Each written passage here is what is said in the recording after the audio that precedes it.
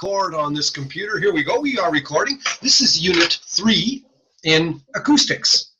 And we've covered frequency, wavelength, speed of sound, all that stuff. We did that in Unit 1. We covered the decibel from hell for 2 weeks. We called that Unit 2. Hi, Ariana. How's it going? Hi. And this week and next week, we are covering complex sounds. And that's halfway through the course then. This week and next week bring us halfway.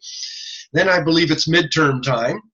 And then after the midterm, we cover psychoacoustics. And we also have a unit on hearing aids at the very end of this course. So, but the first half of the course, the first 6 weeks, is on the physics of sound. So you're 2/3 of the way through. And now we finished the third, complex sounds. So I will share screen here, show you the notes that I have for it. And no, it's not Ozarks College there. It is here.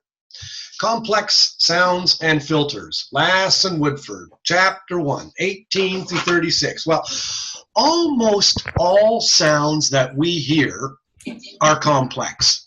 I mean, we never hear pure tones. We've been discussing waves and sound waves and all of that stuff, but we never hear simple, pure tones. Like, we never hear one frequency at a time. Almost never. All music is lots of frequencies together. Speech is lots of frequencies together.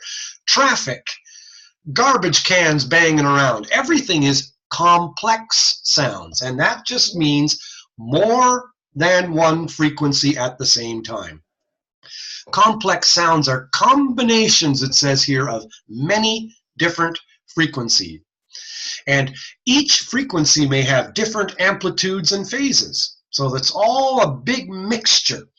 Complex sounds can be periodic or non-periodic or a mixture of both. So let's look at those words. Periodic, non-periodic. When we talked about the period of sound a couple of weeks ago, we talked about its wavelength. And when we look at wavelength, you know, you were talking about little bumps, condensation, rarefaction. How many bumps took place over a unit of time? Well, when those bumps took place, you could tell they were tonal. If you had few bumps, it was a low-pitched tone. And if in the same amount of time you had lots of little bumps, of course, you had a high frequency. The word periodic means tonal. Non-periodic means noise. Non-tonal. Doesn't have a there's no tonality to it. And let's find out what those look like. So if you're thinking of sound waves that are complex, so here's a picture. Now here's a picture on the left of a waveform that's aperiodic. Look at that waveform. Is there any rhythm to that waveform? Do you see any pattern to that waveform? I really don't. It's just a jumbled mixture. And that's generally the waveform of what we call white noise. Remember, in a couple of weeks ago, we talked also about a spectrum. We said a spectrum shows sound, and follow my cursor here. Frequency on the horizontal axis, amplitude on the vertical. We said a couple of weeks ago that there's two ways to represent sound. One's a sound wave, one's a spectrum.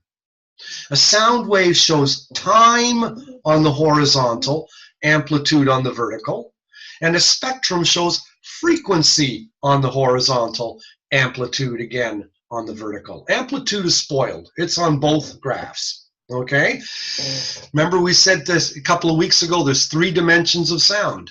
Amplitude, frequency, phase. Or amplitude, frequency, time. Well, a piece of paper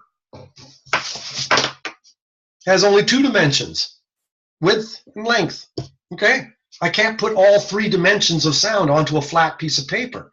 So I have to have 2 different ways to show it. And one's a sound wave, and the other one's a spectrum.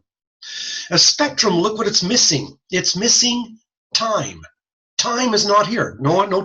Time isn't represented. So you should think of sound as, like, as I said, a sound wave would be a loaf of bread, starting from one end and going to the other. A spectrum is a slice of that bread turned sideways to see the raisins. Remember I said that a while ago? A spectrum shows a slice of sound. And this spectrum here shows that this spectrum has all the frequencies under this line. All frequencies, low, mid, highs, everything, and it's at this amplitude. Whatever amplitude that is, call it X, amplitude, whatever. But all frequencies together at the same amplitude, and if they're all, thrown in together, it's called white noise. And we say white because white is all colors together. If you have a color wheel with red, blue, green, yellow, and you spin the wheel really fast, what color will you see? White. White, as ugly as the back wall of this room. White, and with no art on it. Talk about boring, okay? That's what you get when you move. You end up living in boxes, and we're coming out. But I painted this room the other day and painted it white. It used to be hospital green. Anyway, white is all colors combined together. Black is an absence of all colors. So when we say white noise, we say it's got all the different frequencies in it, and all the frequencies are the same amplitude. White. We get the analogy from color. Anyway, back to our notes here. Okay, and back to our PowerPoint. Here's the waveform of white noise. Look at this. Time on the horizontal, amplitude on the vertical. That's the sound wave of white noise. And here's the spectrum of white noise. So you got a waveform and a spectrum side by side, showing you all three dimensions of sound. But this, look at how there's no rhythm to that wave. There's no pattern in it. And that's what makes it noise. That's actually the definition of noise. There's no periodicity to it. Let's go to our, let's see if I can get, there we go.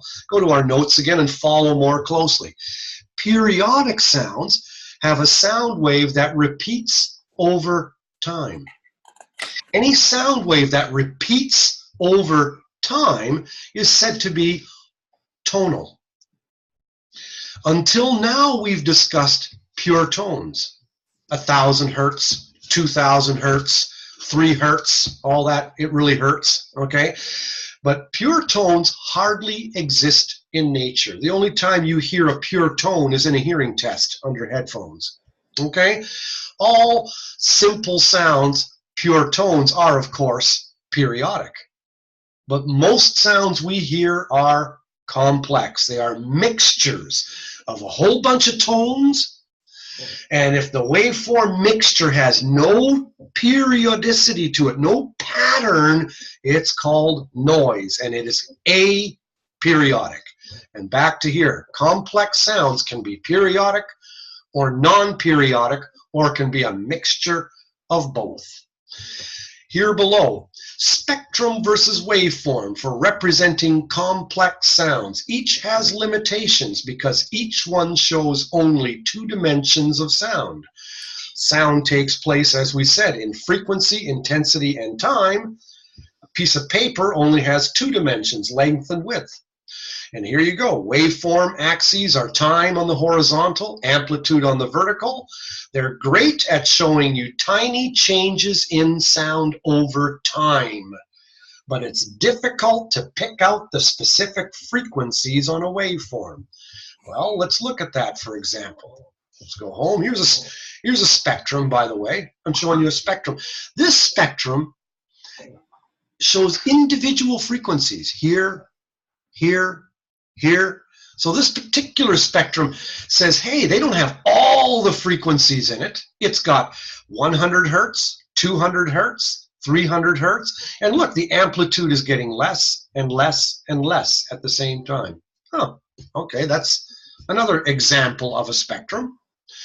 Now here's 3 waveforms, 3 sound waves added together. Look at this. Here's a low pitch one. Low frequency. This one's higher frequency. This one's higher frequency yet, and it's smaller in amplitude. I don't know, flip a coin. It's just what they decided to do. They just added this tone, this one, and this one together. And when you added them together, you get panel D. Oh, now look at that last waveform on the bottom. Is it periodic or non-periodic? What's your guess? The bottom one? Yes. What do you think? Do you see a pattern? No. I do. Look at this. It goes down and then up and then down and then up. Sort of a pattern, isn't it? Sort of, yeah. It repeats over time. Does it? Right. Its sound wave repeats over time.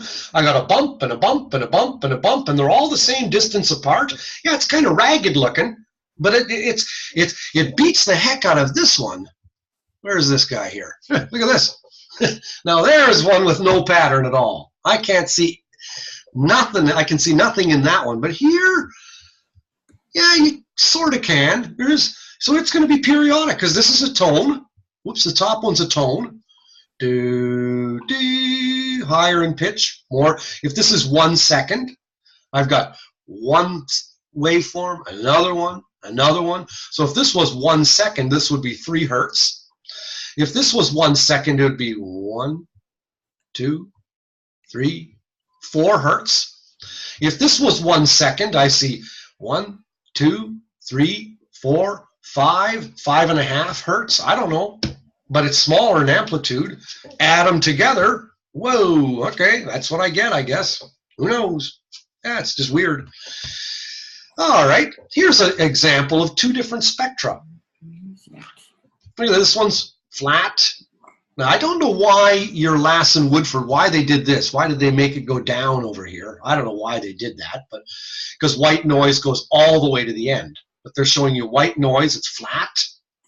It's got all the different frequencies underneath the horizontal line. They're all fairly the same amplitude. And look at this spectrum here. Totally different. The low frequencies have very little amplitude, and the high frequencies have more amplitude. Now, this would be for white noise, but look at this. This one's for the letter S. High-pitched, not much noise.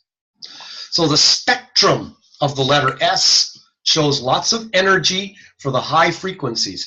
Spectra are great at showing you what frequencies are in a sound. Waveforms aren't. Look at this. I'd have to go, to tell what frequencies this is, I have to know what unit of time this is. From here to here, I have to first define that, and then I have to count how many bumps I see.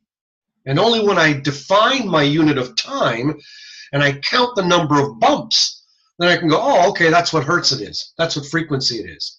Same with panel B and C. But look at D. Look at the bottom panel.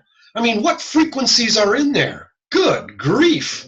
I'd have a hard time telling. Well, okay, if this was 1 second long, what's the frequencies in there? I don't know. I've got one frequency that's, okay, 1, 2, 3, 4, 5, 6, 7. So I know I've got 7 hertz in there somewhere.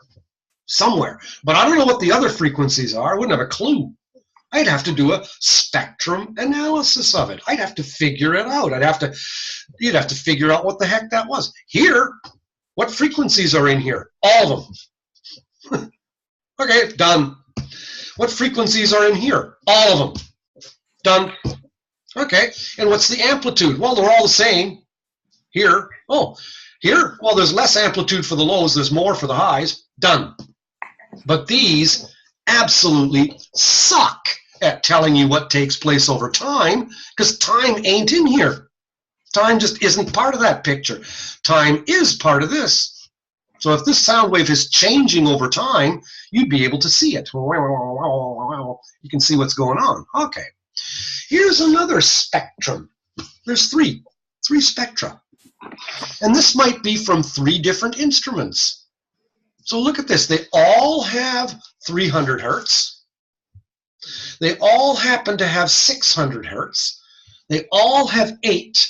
They all have 12, but the amplitudes are different across the frequencies. So this might be a flute, this might be a piccolo, this might be, I don't know, some other instrument. But you can just draw a line and you can see the resonances. You can tell at what frequencies these things like to vibrate. Now, when you think of musical instruments, think of a trumpet. The vibrating part is your lips. You're blowing into the end of that trumpet, and then the trumpet has a horn. And the horn has its mass and stiffness. You are creating the bottom frequency, the lowest one, with your lips. How many times they're vibrating per second? By blowing in that mouthpiece. And then the instrument itself is resonating with the sound that you put in. And you're going to get certain resonances out of a clarinet, different ones out of a trumpet. Because why? They're shaped different. They have different mass and stiffnesses. So back to here.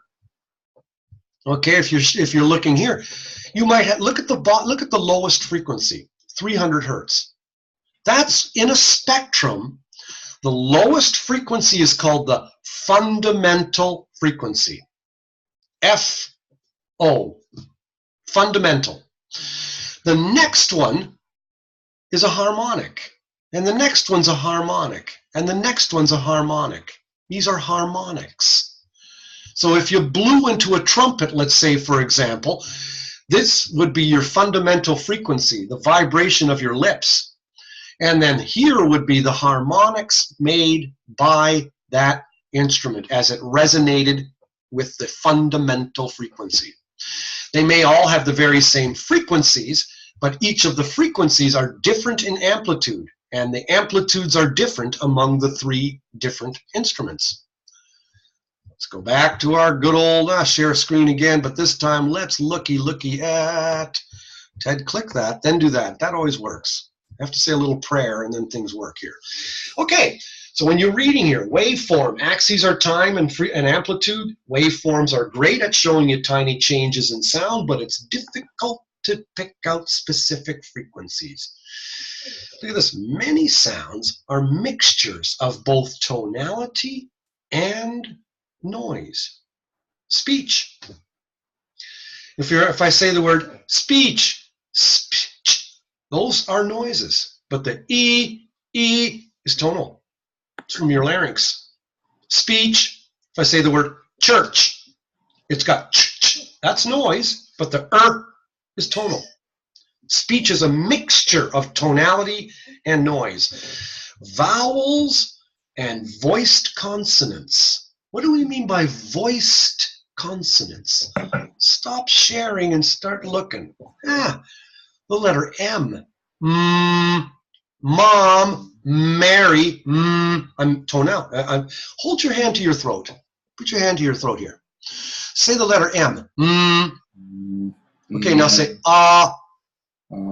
Say oo. Now say the letter F. No vibration there, is there? Say the letter S. No vibration here. Say the letter CH. No vibration. Put a voice in CH. J. Now I have a J. A J is a voiced CH. Weird. Okay, let's do that with the letter P. Hold your hand here. Now put a voice in it. B. A B is a voiced P. Let's do that with the letter T. Put a voice in it. D. A D is a voiced T. Okay, this is getting weird. Say the letter S. Now put a voice in it. Z. I have a Z. A Z is a voiced S. What we're doing here is we're making a divorce between the sound and the meaning of language. Forget the meaning. Screw it. Because this is acoustics. And hearing aids don't understand language. They don't understand English. They're just instruments. So they deal with acoustics. And when you're talking about acoustics of speech, it's very unique. The acoustics of speech are tonality, anything that vibrates your larynx. It's never called a voice box. Never call this a voice box. That's what weirdos call it. It's your larynx. Larynx. Larynx. Okay? Your larynx. Your voice. In men, it's the Adam's apple. Okay? Your Adam's apple. That puppy makes tonality. Anything that's tonal in speech. So all periodic sounds of speech are tonal. And what's tonal? All your vowels. A, E, I, O, U, and sometimes Y. And then your voiced consonants. D, G, B, D, Z, J, M, M, N, N, NG, ring, as in ring, I can, as long as you can feel this vibrate when you make that letter, okay, it's voiced. But it's also noise. It's got both. S is just noise. S, s, no tonality in it. But put your voice in it. Z, Z is part tonal, part noise. T, t, t, t is just a burst of noise. Put a voice in it. D, dad, d, d. That has tonality and noise. So speech has tonality is the vowels. Voiced consonants are noise plus tonality. Vowels are just tonal. Voiced consonants are tonal and noise. And some consonants are unvoiced. The letter S, the letter TH. I can put a voice, though, in TH. The, although, the. But I can also have an unvoiced TH. Thought, thing. See, so speech is weird. That's why speech and hearing, people get their master's degree in speech language pathology at Missouri State University or wherever, and people often study speech and hearing together because they are linked. Okay, so this is what we're talking about here is a little bit of speech language pathology. This is what speech therapists study when they teach kids how not to lisp. And some people not like that, or some people have speech impediments, and so speech language pathologists have to learn about the acoustics of speech. We're learning about the acoustics of speech because hearing aids are meant to hear speech. That's the main sound that people are concerned about with hearing aids is speech. So we have to learn a little bit about what the Sam Hill speech is made out of. And speech is made out of complex sounds. And speech is partly periodic, partly tonal, in other words, partly non-periodic, partly noise. The tonal parts come from the larynx, and the noise parts come from your lips and your tongue. So speech is pops and fizzes to it. And I always say dogs and cats must be laughing their heads off at us because they run around on all fours and they either bark or they meow. But here's us standing on two legs, and what comes out of our mouth? Speech is like, if you don't understand the speech, listen to the language that you don't understand. That's the best way to listen to acoustics of speech, because then you're not thinking of any meaning, because you don't know what they're saying. All you're doing is listening to the sound of their voice. And when you listen to it, it's kind of like, wow, is that ever weird? It's just, when you listen to Chinese or you listen to Russian or, it's just, it's just, I don't understand a word of it, but you're just listening to the sounds of it. So I think animals are probably laughing their heads off at us. I would be. Anyway, all right, let's go work our way down the page here a little bit. Okay, waveform, spectra, axis, our frequency and amplitude. You must know these things. You have to keep these things in mind. Think of spectra as slices of a loaf of bread. Oh, you'd think I'd written this before. Then you see line versus continuous spectrum. Well, what's the difference between a line and a continuous spectrum? Here, this is a line spectrum. It's got all lines on it. Each frequency is a vertical line. This top spectrum doesn't have 305 hertz in it. It doesn't have 350 hertz in it. It has 300 hertz, 600 hertz, 900 hertz, 1200 hertz. Okay? It just has those added frequencies to it. Whereas if you look at a continuous spectrum, here's a continuous one, why draw thousands of lines? Why not just assume, okay, it's got everything under it? So all frequencies, 1, 2, 3, 4, 5, all the way up to God knows how many thousand. Okay, everything. Same with this bottom spectrum. It's got all the frequencies from here to here are located in there. I'm not going to sit there drawing all the individual lines because that's just kind of boring. Plus, it's tedious. Plus, my lines will get all screwed up. So here, these are line spectra. Here's another line spectrum. First one I showed you. That's a line spectrum. It's not continuous. It doesn't have the frequencies in between. Those are missing. Okay? Now back to our notes. Here's a guy who lived in a van down by the river, and his name was Monsieur Fourier. A Fourier analysis, n'est-ce pas? We speak en français. Okay? Parlez-vous? Monsieur Fourier was a scientist who lived in France during the Napoleon times. Now you think about the Napoleon times. Well, it's the mid-1700s in France. What were they doing to the rich people there? They were rounding them up.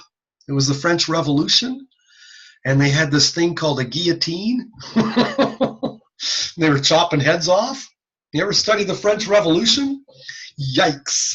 The national barber, she shaves close, n'est-ce pas? Anyway, this thing is being recorded. I'll probably get fired. Anyway, Fourier discovered that complex sounds were made up of individual sounds. And the way he did this was he would hang a bunch of tuning forks from a line, and he would ring a bell, dong, and he would wait to see which tuning fork started vibrating, which of the bunch of tuning forks resonated with that bell, gong. Well, this one isn't vibrating. That sound must not be in the bell. Oh, this one here is vibrating. That sound must have been in the sound made by the bell. Oh, this tuning fork isn't vibrating. That sound must not be in the sound made by the bell. And that's how he discovered that complex sounds were made up of different specific frequencies. And he's the guy who first said, hey, we should draw a spectrum showing that this complex sound has these frequencies in it at these particular amplitudes. So a Fourier analysis is a spectrum of sound. They are synonyms. They mean the same thing. Show a Fourier analysis or show a spectrum.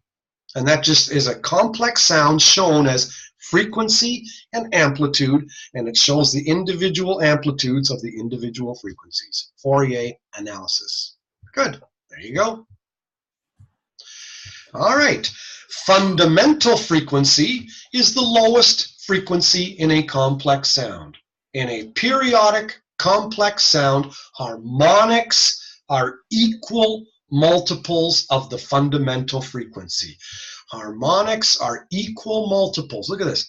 Harmonics are equal multiples of the fundamental frequency. 100 hertz is the fundamental. Add another 100 hertz. Add another 100 hertz, add another one. They are equal multiples of the fundamental. Look at this spectrum here. Harmonic, and then you have your fundamental frequency, and then your multiples of the fundamental. If the fundamental frequency was 300, then the harmonics are add another 300, add another 300, add another 300. So you get equal multiples of that fundamental frequency. And note this too. This one here is double the frequency of the fundamental. What happens when you double the frequency? When you double the frequency, you go up 1 octave. Okay? So the first harmonic is actually 1 octave higher than the fundamental frequency. But the next harmonic isn't an octave higher. Look, I went from 300 to 600. Yeah, that's 300 times 2. But if I go to 900, well, that's not 600 times 2.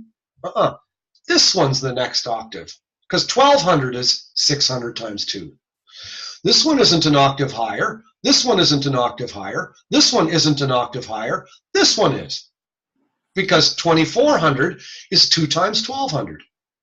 Okay? So know the difference between harmonics, which are equal multiples of the fundamental, and octaves, which means a doubling of the frequency.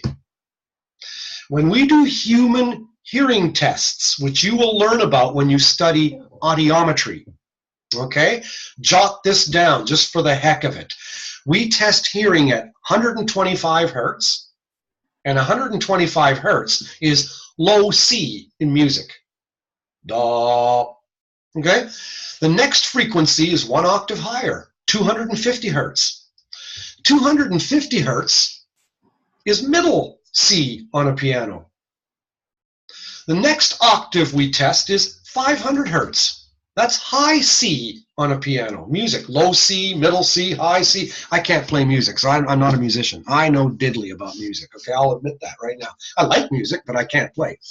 But I know low C, middle C, high C are octaves higher. You're doubling the frequency. 125, 250, 500. And what's the next frequency we test human hearing at? 1,000. And the next frequency, 2,000. And the next one, 4, and the next one, 8. So we test human hearing at 7 octave frequencies. 125, 250, 500, 1,000, 2,000, 4,000, and 8. Okay? Just FYI. This is just a little bit between talking about the difference between harmonics and octaves, and an example of octaves is what we're doing in a human hearing test. So anyway, so now we're making our way right down here. Look at this. Here, spectrum of 3 complex sounds. And that was the slide that we showed you right here. Spectrum of 3 complex sounds. Back to the words. Note how they may all have the same frequencies and the same fundamental frequency of 300 hertz, but the amplitudes of each frequency are different. They each therefore have different resonances, which give a different quality of sound. Read what it says here. Recall, resonance is the favorite vibrating frequency of an object, and that's due to the object's mass and its stiffness. So certain harmonics are emphasized in amplitude. Look at the picture. Let's draw here. Follow my cursor. Up. Oh, there's a resonant frequency. Down here. And then up. Oh, that must be a resonant frequency too. And then down. And then up again. So this top instrument has 2 main big resonances, I guess, at 900 hertz and 21. This instrument has smaller resonances. It's got one resonance here, and then kind of another one here, and then kind of another one here. This instrument, the third one, has a great big resonance here, and then it drops, and then it has a resonance here. And remember, resonance is the favorite vibrating frequency of an object due to that object's mass and that object's stiffness. And that's what gives these 3 different musical instruments their different timbre, or their different overall quality of sound. All right, in musical instruments, the reed or the lips determine the fundamental frequency. The mass and the stiffness of the instrument determine the amplitude of each harmonic. Recall, resonance is influenced by the impedance or opposition due to sound. Remember, mass opposes highs, stiffness opposes lows, mass therefore resonates with lows, and stiffness therefore resonates with highs. Just think of opposition as the opposite of resonance. A frown is an upside down smile. Opposition due to mass or stiffness of an object is sometimes called that object's reactance. Excuse me, and the overall reactance determines the favorite vibrating frequencies that will most easily pass through it. What isn't opposed goes through. If the bouncer lets the girls in, he's not letting the guys in. Okay, if the bouncer's letting the guys in, he may not let the girls in, whatever. Just think of them as opposites. Okay, resistance through an object. All objects offer resistance to the passage of sound as well. So all objects have mass and stiffness. The mass opposes highs and resonates with lows. The stiffness opposes lows and the stiffness resonates with highs. And the third thing is all objects offer resistance to the passage of sound. And you can think of the resistance as simple friction. So in any object, this cup, for example, the resistance to the passage of sound through this cup is going to be equal for all frequencies. Okay? But its opposition due to mass is going to be particular, and its opposition due to stiffness is going to be very different for different frequencies too. Okay?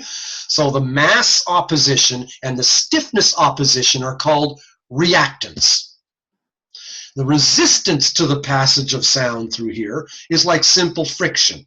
So if this thing offers X amount of resistance to the passage of sound, that resistance will be identical for all frequencies. But the opposition due to mass and the opposition due to the stiffness are going to be very, very frequency dependent. Opposition due to mass and opposition due to stiffness are called reactants. The friction of the passage of sound is simple resistance. Reactance plus resistance equals impedance. All of these determine the overall resonance of an object. A frown, or I should say a frown, is an upside down smile. What isn't impeded goes through and resonates. That's the general story. Next, okay. Work our way down the page here. Impedance and resonance therefore kind of acts as filters. Filters. They let certain frequencies through and they don't let other ones through. So let's think about filters for a second. And when you think about filters, you can think of your vacuum cleaners. Okay? Because here's vacuum cleaners let certain stuff get through and they don't let other stuff get through. Stop sharing. Start vacuuming, Ted. You got a mess here. Okay? When you're vacuuming, the air can get through the vacuum, but the dust can't. You filtered the dust out. Okay? So a big screen is going to let little grains of dust get through, and a real tight screen is going to be more finicky. Okay? Will not let as much dust get through. So a filter is just something that lets some stuff through, air, but doesn't let the dust get through. It's the same thing as an object called a cup. It might let certain frequencies get through, and it's going to resist or impede other things from getting through. It's acting like a filter. It's going to resonate with some sounds, and it's not going to resonate with other sounds. So when you talk about filters, there are essentially 4 different kinds of filters. And as you can see here, the top one I showed you is called a low pass. It's letting low frequencies pass through it. It's not letting highs get through. I guess this is going to be resonating with low frequencies and not resonating with highs. This must be a mass-dominated, must be a mass-dominated object, I guess. It's acting as a low-pass filter. Look at this one here, second one. It's a high-pass filter. It's letting the highs get through, but the bouncer is saying, nope, the lows you can't get through. I'm opposing you. I'm impeding you from getting through. I'm going to let the highs get through. I'm going to resonate with the highs. This third one's called a band pass filter. It's letting certain frequencies come through, but it's blocking some lows and it's blocking some highs. It's just not letting certain ones get through. And the bottom one here, so it's a combination of a low pass and a high pass filter. The bottom one is kind of interesting. It's a band reject. It's letting everything get through except these guys. Let me give you an example of a band pass, I should say a band reject filter. When you're working at a hospital, you got really sensitive equipment. All kinds of electrical equipment, monitors for breathing and heart rate and all that crap. And if you've got all these sensitive pieces of equipment, what does our electricity run on?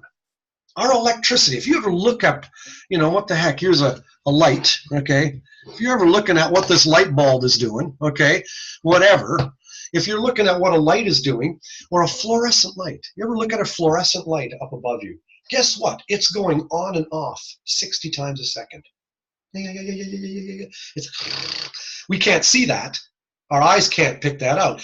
But our electricity operates on a wave. And that wave is 60 hertz. Our electricity that's transmitted through the phone, through the telephone lines, on the telephone poles, going to the streets and houses, all that electricity is not just being sent through the wires, but it's on a wave. And that wave is 60 hertz. It's 60 cycles per second. Fluorescent lights are blinking 60 times a second. We can't see it, but they are. Now, if you've got expensive hospital equipment, you do not want that 60 hertz hum getting into the equipment, because that's the transmission frequency of electricity. So they're going to use a band reject filter, and that's going to block out 60 hertz. So it's just going to keep that frequency out, because that's going to contaminate the whole reading of the instrument. Just an example. 4 different types of filters. Just to bug you. Next. Okay. It says here, filters are defined by their cutoff frequencies and dB per octave roll-off. What do I mean there? Well, here's the cutoff frequency. Here's a corner. And then the dB per octave roll-off. Is the filter suddenly blocking everything off past this frequency, or is it gradually blocking things off? Kind of weird. Same with this high-pass filter. At what frequency did the filtration begin? And again, how strict was that filter? What's the decibels per octave drop? What's the dB? It might be straight, yikes, or it might be 12 decibels per octave roll-off, or 6 decibels per octave roll-off. So filters are defined by their cutoff frequency and the steepness of their slope. Enough on that. Here we go. We'll discuss a couple of different kinds of noises, and then we'll be done for the day, because I know I can tell you're getting sick of me already. I can read through the waves. From Texas to Canada, from Missouri from Minnesota. All right, here we go. Noise is generally not tonal. In general, the waveform of noise does not show a pattern of repetition over time. Noise can be transient or turbulent. Transient noise is kind of like a door slam or a clap. Or this, transient. So if I say the letter T, that's transient, because it started and stopped. Noise, however, can also be turbulent, and that's continuous, like a waterfall. You know, the letter S is turbulent. It's continuous. Yeah, it starts and stops, but it's not like T. I can continue the letter S. I can't continue the letter T. Once the horse is out of the barn, it's out. Okay? So you can say, I'm repeating it, but certain sound noises are transient, certain noises are turbulent. This one here, ignore that. I couldn't care less. Next, we'll talk about broadband and narrowband noise. Here we go. White noise. Let's see where our white noise was. That's a this is a broadband noise. That's broadband. That's broadband. It's very wide. It's got lots of frequencies in it. This is fairly broadband, but it's got individual frequencies in it. Here's the spectrum of speech. Now look at this spectrum. The thick red line is generally the average, and the thin dotted line is kind of the loudest parts of speech, and the bottom dotted line is the softer parts of speech. And because speech is changing all the time, remember, a spectrum is a slice of time. So it's a spectrum is going to show, yeah, well, sometimes it's louder, sometimes softer, so we draw that in. But look at the spectrum of speech. Where is most of the energy? Where is most of the amplitude? Low frequency. And as you get to the high frequencies, the energy drops off.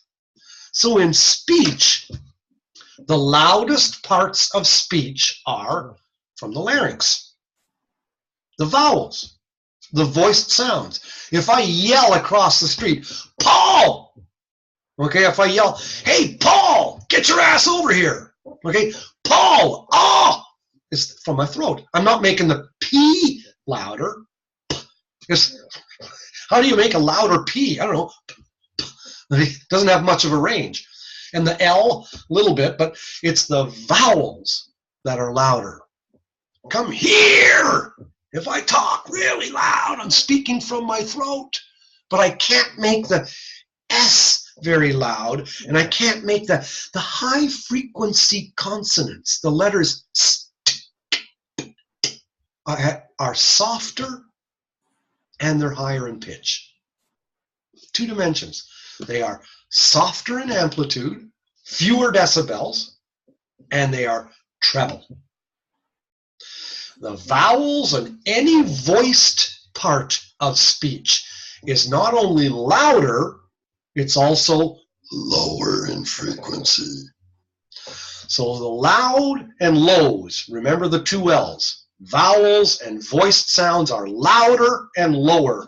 Consonants of speech, especially unvoiced consonants, are softer and much more treble in amplitude. And what do most people with hearing loss have? Treble hearing loss. Elderly people, presbycusis, 65 plus, they've got trouble hearing treble. The trouble with treble, that's what I call it. They can hear the lows really well. They can't hear the consonants. So think of it, if I say these words, hat, bat, sat, cat, fat, they all have ah. What makes them different is that it's those little stupid little consonants that tells you what the word is. Vowels just tell you that a word is spoken. Consonants tell you what the word was. That's why elderly people say young people mumble. You kids mumble. Stop mumbling all the time. Well, guess what? Maybe you are mumbling, but the coin has 2 sides. The other side of the coin is you've got a high frequency hearing loss and you can't hear the consonants. So you don't know whether I said dishes or fishes, kittens or mittens, okay? Can or pan. You're always using the context to figure out what I must have said. And that's why hard of hearing people get tired of being the butt end of the joke. And they'll say, hey, you guys go on out and have a good time. I'm going to stay on back. I'm going to read this book. So hearing loss cuts people off from other people. That's what Helen Keller said. She was deaf and blind. And she said, blindness cuts people off from things. Hearing loss cuts people off from other people. Yeah, no kidding. Okay? Hearing is the one sense that not only involves the person who's got it, it necessarily involves people around him or her. Because hearing is a communicative sense. It's speech. So it's all about those consonants that tell you. Because think about it. You have 5 vowels, and every word in English has a vowel. There's not one word in English that does not have a vowel. So thousands and thousands of words have to share 5 vowels. A, E, I, O, U. So vowels tell you nada about what the word was. It's the consonants that surround the vowels that tell you what the word is. Hit, fit, kit, bit, shit. Okay, it's the high-pitched lip sounds that tell you what the word is. That's probably a great spot to end today's talk. I think what we'll do next week is we'll complete this section on complex sounds, because complex sounds are noises, music, but for us, most importantly, speech.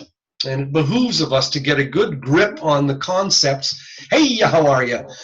To get a good grip on the concepts of the acoustics of speech. Any questions? How are we doing so far? Good. Cool. This is really on this. After you said next week we're going to finish this section. Correct. Okay. Yeah. This is like I said. This is talking about the midterm. Yeah, we want to. The midterm will include Unit 1, 2, and 3. So the midterm will include frequency, wavelength, speed of sound, the stuff we covered. That's not next week, is it? No. Because no, it can't be next week. We can. No. If it is posted for next week, I will have to correct that. That's impossible. Yeah, can't do that. It has to be the week after. On Canvas, it shows October 6th through the 13th. Too early. Yeah. It says it's due next Friday. Yeah, that's insane.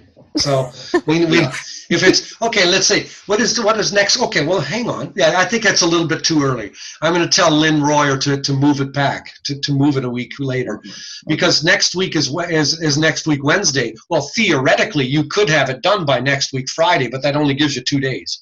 Right. And I think if you want, I'm okay with that too, because it takes me 2 days to study and I'd be good for it. But if people want longer than 2 days, then no, the exam can't be due next week Friday. And is it a proctored exam? I don't believe it is. No, okay. I don't think it is. It says it is? It is, yeah. Well, that's different. Okay, again, it doesn't say it on Canvas that it is, but Lynn sent an email this weekend sometime that said it was. Oh, say that. Okay. Thank you for telling me. I need to email her to ask her, because I don't even know. She's the one that makes the decision of whether it's proctored or not. Okay. Me, I just do these Zoom sessions, and I grade the quizzes. I grade the exams and the midterms. I make them up. They're my exams and midterms. But she's the one that uploads to Canvas. She's the one that puts all the stuff on. So I need to find that out for sure, and then I'll send you guys all a remind or an email, a group email, and let you know what I find out, okay? Because the midterm has to include complex sounds that we're studying today and next week, and it needs to include the decibel, which was the last 2 weeks, and it needs to include the Unit 1, frequency, wavelength, speed of sound, and all that. Did you want to leave the exam for next week Friday? Because typically that is after next week Wednesday, but that only gives you 2 days to study.